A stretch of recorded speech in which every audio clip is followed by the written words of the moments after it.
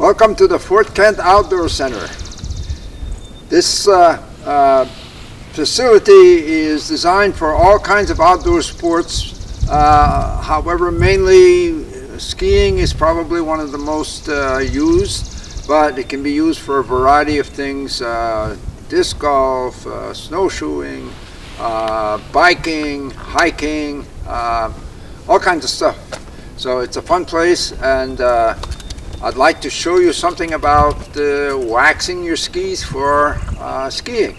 For that, we'll go to another big building that we have, which is known as the Wax Building, where there's 20-some individual rooms where countries from all over the world could rent a room in which to do their waxing. And that's usually done in secret because they don't want to share some of their secrets.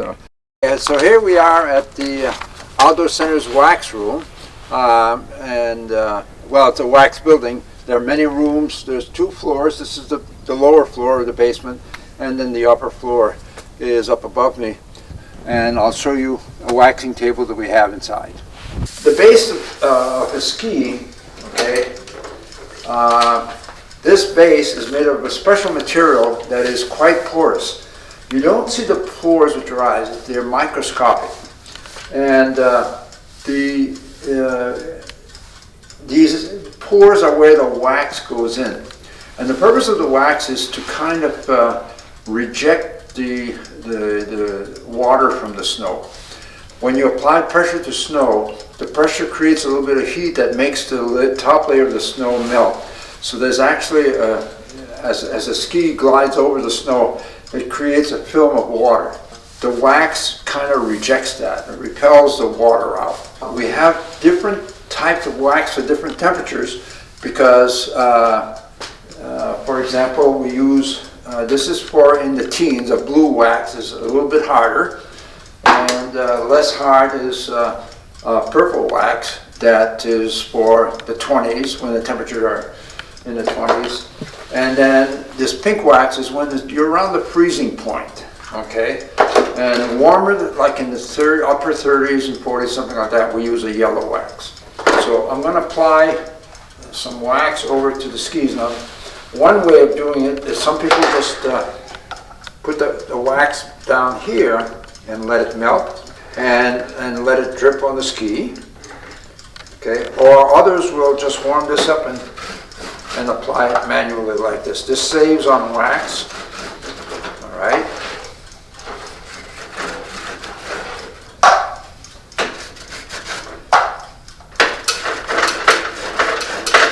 Next is to pass your iron. Don't leave your iron on too long in one spot because the heat might affect the base of the ski. Do it so that it melts the wax into the base, so it goes inside the pores. As if you have your iron at the right temperature, you'll notice that it leaves like a watery film on the ski. So now we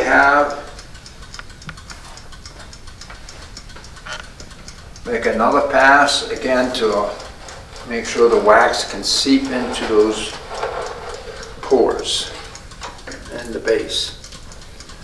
You got to give the wax time. As it cools down, it seeps down into the pores. So you have to let this cool, and to do that, you can put the ski outside. So this one's been out there for about 10 minutes and 15 minutes. It's cooled down enough, okay, so that I can now remove all the excess wax. So what I use to remove is an acrylic scraper, and you want to tip this kind of like at 45 degrees.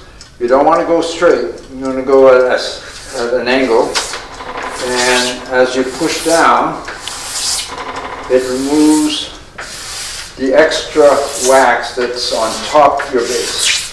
The more scraping you can do, okay, the less brushing you'll have to do to finish it off later. All right. Now, there's also wax that went in our groove. You can use any round object. The end of unsharpened pencil or...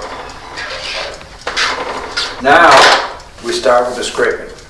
What I like to do is I start with the stiff part first, the stiff nylon. And I use my body to apply pressure to push the nylon into it. Now, I go back for another try. I can tell if I've done enough, if there's like extra wax that comes out, looks like little pieces of dandruff up there. So that means I need to brush the water. And one more pass to see if I still have that. And we're pretty much clear now. So now I switch to a soft wax, a softer wax. Your last pass, the soft brush, goes in and pushes the wax deeper into the pores. But I do this a couple of times anyway, just to continue the process of saving. Remember this steel stiff brush over here made out of brass or steel? I make one light pass at the end just as a guarantee, because I don't want to remove too much of the wax. Okay, so I make one last pass. Okay, and there we have a finished wax ski, all right, for skating. So the whole ski has been waxed. You can do the same thing for your alpine skis. Alpine skis have a metal edge, so you have to be careful not to, when you're scraping, not to hit that edge because it can cut you. Now, I do want to show you a little bit more about, with a classic ski, all right, about the kick zone. Okay, so this is the classic ski again. So from here up there, I would scrape and brush these like I would anyone, but I don't want this kind of wax going into this zone. So I tend to, when I do the scraping and waxing for the brushing, is I put a piece of masking tape or any kind of tape actually. I'll put that here. Okay, so now the kick zone can be cleaned with a different kind of scraper because the wax here is different. It's a sticky kind of wax as opposed to a slippery kind of wax. So I have green for cold, blue for not so cold, purple for starting to be warm, and red for when it's really warm outside. And the colors, the tubes, actually give you the temperature range that you have on here. All right. So what I want to do is remove some of the old kick wax that's on here, which I'll get another kind of scraper for. You just go down and remove as much as you can. Okay. Once this is scraped off, we can clean it off with wax remover, and then you pick the wax of the day. Today I'm going to use a purple, and take your tube and you put it on gently like you're coloring with a wax crayon or a Crayola crayon. So you try to avoid having clumps like that as much as possible. So you put it on in thin layers. Okay, so you start with a thin coat, then we need a cork. And what the cork does, it allows you to spread this wax more evenly. So you cork.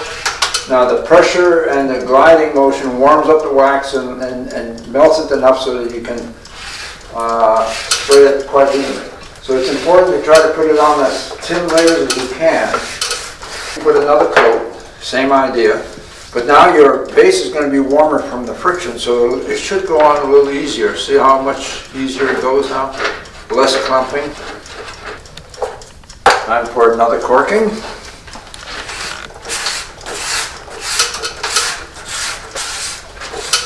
And one last time. Now, if you finished your ski and then put your skis away, and the next day is the same temperature as the day before, instead of scraping off the old wax, you can just leave that there and just put on a fresh layer.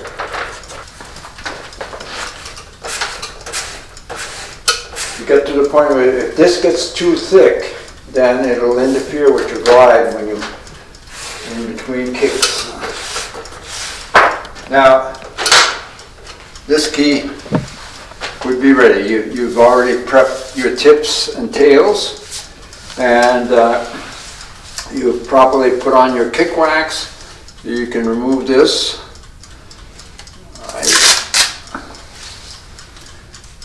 So now your ski is ready for a nice classical ski. I hope you get something out of this little video, and that I wish you a chance to, if you want to, you can come up to the Outdoor Center anytime and use our wax room, or if you want to wax it at home, you can do that. A lot of people do it. You don't necessarily need a stand. You can do a lot of the waxing just by standing up and corking. A good site to get the right waxes is Swix, okay, SWIX. So if you Google that, they'll bring you to both the glide waxes and the kick waxes. They'll also have selection of brushes and scrapers and anything you want, so that you can be properly equipped to work your skis. Now, some people will revert to this kind of ski. You notice that my kick zone has a kind of a bluish substance to it. This is referred to as a skin, and the skin is like the skin of a seal.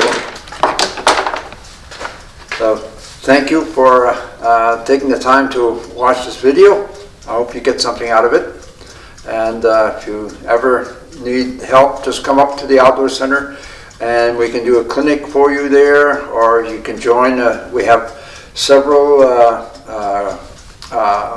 groups, adult groups, sometimes just for women, sometimes for couples, or open to anyone, where we teach you how to ski or how to wax or whatever it is you want to, and go out and enjoy the outdoors. Okay, that's our big goal, is to get people outdoors and enjoying fresh air and exercise.